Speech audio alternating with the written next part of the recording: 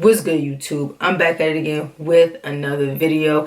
In today's video, obviously, as you can tell by the title, I will be talking about Keesha Kaylee's or Anderson's docu-series. The whole thing. Give my personal opinion, how I feel. I'm going to give y'all a slight recap on 3. Anyways, if you guys did not see my first video, I will link that in the description below.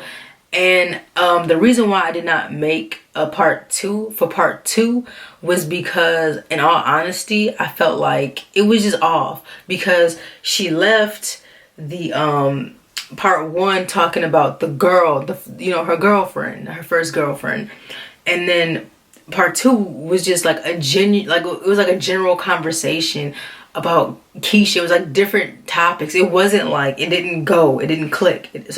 It kind of turned me off, honestly. So I didn't make a video because it wasn't going to be like a good video. So I didn't make one. So I was like, I'm going to skip that and I'm going to see what 3 is about. And then if, it corresponds, if it goes together, then I'm going to finesse something, right? So I saw 3 and I realized that 3 should have been 2 and 2 should have been 3. So after part 2 did what it did, part 3 basically picked up where she left off, talking about the girlfriends. She did not touch on the physical abuse, but she did talk about how it was toxic. But I think that she let the first girlfriend in the past, and then she kind of talked about Nasia without disclosing her name. I don't think that she brought up the hair company when it came to Nasia. If she did, I don't remember. I saw that like earlier today. I'm gonna be honest with you, and it's been a long day. She kind of talked about that a little bit, brushed it to the side, kind of talked about her meeting Jeremy, how Jeremy was her ideal guy. She also backtrack a little bit.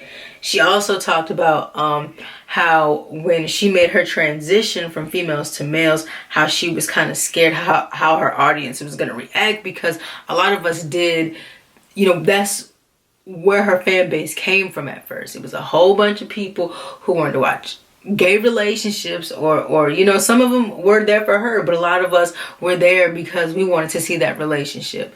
And that was accurate, because I was one of the people that was there, that was watching to see how their relationship went. But after a while, when I saw Nasia was not comfortable in the camera and she wasn't feeling it, I kind of sort of was watching Keesha's video for her. Now, she talked about that transition, how it was difficult for her and how she was afraid of her fans and how they would respond to that transition. She talked a lot about how when Jeremy came into her life, how he made her feel and this, that, and the other. And then they talked about the infidelity, right? So basically, Jeremy, around that time, Keesha was going through some things. She was like depressed and she was sick. She was just wasn't there all the way like she, could have been. Well, I won't say could have been, but should have been. I don't even want to say that, but like she just was not there. Mental health is important, guys, and she was not there. She just came from going through a lot, and she was just trying to deal. And when you go through situations, sometimes you forget that the other person does have emotions. And so it was kind of one of those situations. So Jeremy explained, in a sense, he felt neglected, and because he felt neglected, he did get closer with another friend, which was a female friend. Now, saying that, the friend who said she saw Jeremy with the girl in the car, I pick up on the vibes that she doesn't care for Jeremy, for real. Like, I pick up on the vibes. So fast forward some more. Jeremy was there when she got baptized. He talked about his love for Keesha and the girls. He also, towards the end of it, and they played a clip of him basically, Keesha was telling him like, hey, yeah, you answered this question pretty good, but you should have answered it like this, so they would get a better perspective of, etc., etc. And he was basically saying like, so, this is our life, this is our situation, why do their opinion really matters? And that was how the docu-series concluded. Now, my personal opinion about the whole docu-series is I thought it was good. I did not like part 2 because I felt like part 2 should have been part 3, but I understand why she added the fluff in the middle to kind of drag it along, because we all were there for one specific reason, and that was Jeremy, and to see why did he cheat, or get close to a friend, how he liked to say, right? My opinion on that situation is like, look, if you ever go into a relationship expecting that person to be 110% perfect, then like, come on now, dude. You know what I'm saying? Like, we have to be realistic here. Like, of course you don't expect your spouse to cheat, but like, I mean, things happen. It's all about who is worth fighting for at the end of the day. Now, if they just out here doing it just to be doing it, then girl, shoot. But like, if it's an issue, like I said, like that, their situation was more of like a he felt neglected. So you know, everybody has needs, everybody has feelings, everybody has emotions, and if your partner is not really giving you that, I mean, that things happen, like, you know, and it doesn't have to be intentional, but things happen. So I kind of understood where he was coming from in that aspect. So I thought it was just gonna be some craziness, right? I didn't think he was gonna have like an underlying issue.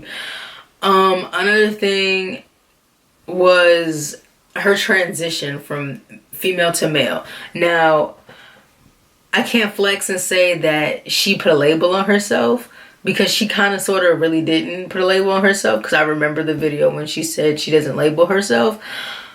But the thing is like, I feel like she's worried about people too much. And as for the audience who people who did criticize her for dating boys and stop dating girls, people play with their sexuality all the time. People try to figure out all the time. Sexuality is fluid. Let her have fun. They got gay girls who've been gay for like ever, who wake up one morning and now they straight. Like, you know, like things like that. Like it's crazy. So my thing about her, Keesha in general, is that over the time of me watching her videos, I've noticed that she's always felt the need to explain herself. Like I said at the end of the video, at the end of the docuseries, she felt that Jeremy needed to explain what he does for the girls, so they would get a better insight on what he does. Because yeah, people come for Jeremy because he seems like this bum dude who used to play basketball and he not really doing nothing but living off of Keesha, so everybody comes for him. That's what it is. And you don't know what goes on inside of their household, because hey, we're not in their household. I'm not in there, you're not in there, so I can't make a judgment on what he does and what he does not do. You know what I'm saying? So like I said, overall I do like the video. It was really cool, it was really good. Whoever shot it, you the GOAT.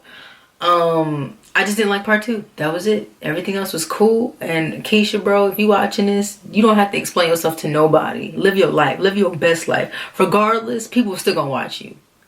And that's all I gotta say. If you like this video, thumbs it up. If you don't, thumbs it down. And if you want to see more of my face, my hair, go ahead, subscribe to my channel. And I'm out of here. Peace.